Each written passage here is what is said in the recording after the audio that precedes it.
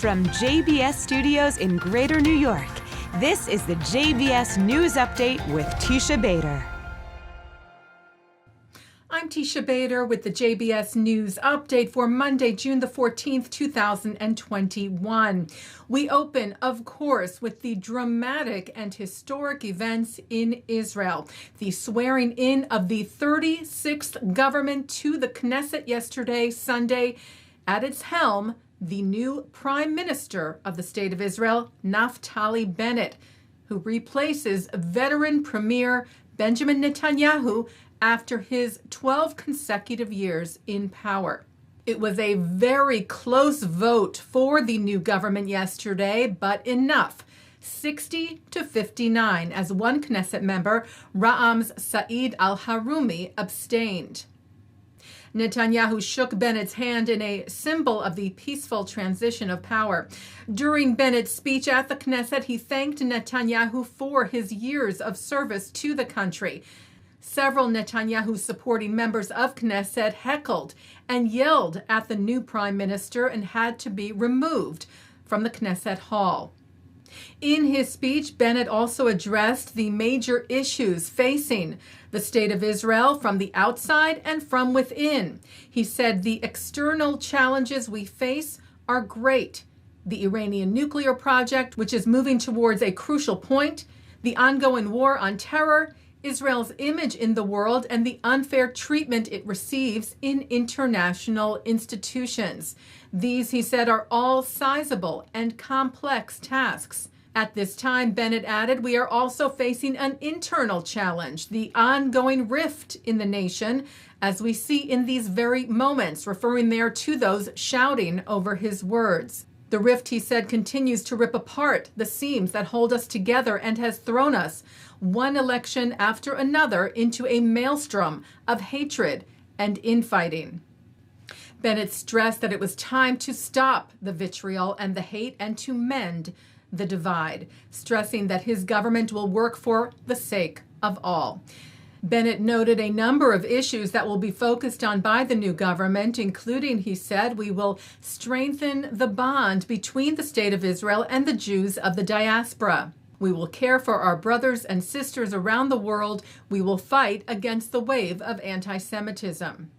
Bennett also thanked U.S. President Joe Biden in his speech for standing alongside Israel during the last operation in Gaza and for his long-standing commitment to the security of Israel, calling the United States Israel's greatest friend.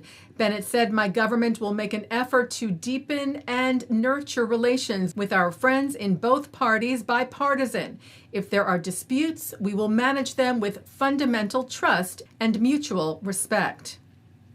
And President Biden called Bennett last night to congratulate him. The White House readout said Biden highlighted his decades of steadfast support for the U.S.-Israel relationship and his unwavering commitment to Israel's security, as well as his firm intent to deepen cooperation.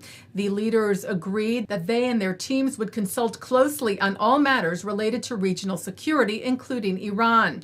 The president also conveyed that his administration intends to work closely with the Israeli government on efforts to advance peace, security, and prosperity for Israelis and Palestinians. Bennett thanked Biden for his warm wishes and for his long-standing commitment to the State of Israel and its security. Bennett wrote that in their conversation, the leaders emphasized the importance of the alliance between Israel and the United States, as well as their commitment to strengthening ties between the two countries and maintaining the security of the State of Israel. Bennett also tweeted his thanks to Vice President Kamala Harris for her congratulatory wishes. Bennett, at 49, is Israel's second youngest prime minister. He is the son of American immigrants to Israel and is fluent in English. He is also the first kippah-wearing, religiously observant prime minister. And Bennett's coalition is the first of its kind in many ways, with an unprecedentedly diverse mix of parties representing the right, the center, the left, and from the Arab population. It also has the most women holding ministerial posts, 9 in total. We will have more for you tonight on the new Israeli government as Shachar Azani speaks with former Israeli ambassador to the U.S., Dani Ayalon, for analysis. Before getting down to business today, the new government went to Beit HaNasi, the president's residence in Jerusalem, for the traditional photo session with outgoing president Rivlin, who tweeted a time-lapse video and photo of the 36th government, writing, "Bless you all." And Jewish organizations here in the U.S. welcomed the new government in Israel. CEO of the American Jewish Committee, David Harris, sent his congratulations to Bennett and Lapid, and to the new cabinet he tweeted the most diverse in Israel's history, congratulating Israel for being such a spirited and resilient democracy. The leaders of the Conference of Presidents of major American Jewish organizations, Diane Laub, William Daroff, and Malcolm Hoenlein, congratulated Bennett and Lapid and saluted Netanyahu for his years of service to Israel as well as for his contributions to world Jewry.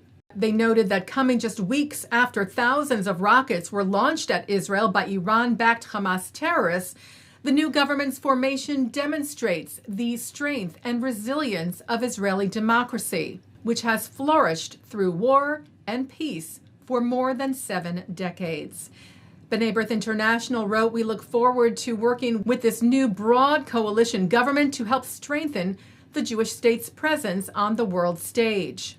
World Jewish Congress President Ronald Lauder said, "I congratulate the leaders of Israel's political parties, who," he wrote, "have come together to form a government of national unity that includes all sides of the Israeli political spectrum, from right to left, religious to secular."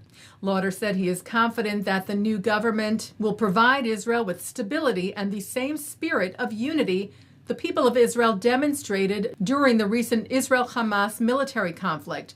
The state of Israel, he wrote, must be a beacon of unity for the entire Jewish people, and I am confident that its new government will also help bring diaspora Jewry together. CEO of the Anti-Defamation League, Jonathan Greenblatt, said that this new government proudly reflects Israel's broad and diverse societal makeup with political parties from the left to the right. We wish Israel's new leadership, he wrote, much success in its efforts to bring about political stability, positive social and economic changes, prosperity for its citizens, and peace with its neighbors. Taking a look now at our programming for tonight on JBS for Monday, June the 14th at 7 o'clock. It's The Wisdom of Dr. Ruth. At 7:30, a tribute to the ADL's National Director Emeritus, Abe Foxman, a leading voice on the subject of anti-Semitism, who has helped shape the U.S. into a wondrous diaspora home for the Jewish people. At 8, it's the ADL's Rally for Action Against Antisemitism, where you'll hear from government officials, Jewish community leaders, civil rights organizations, and others raise awareness and demand action against the surge in antisemitism in the U.S. and around the world. At 9, Mark Golub sits down with Avi Goldwasser to talk about his film Hate Spaces, The Politics of Intolerance on Campus.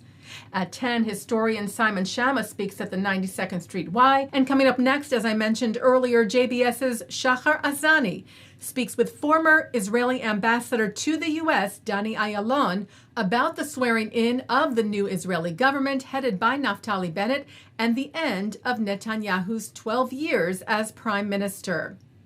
And that's the JBS News Update for Monday, June the 14th, 2021. I'm Teisha Bader. Stay healthy, stay well.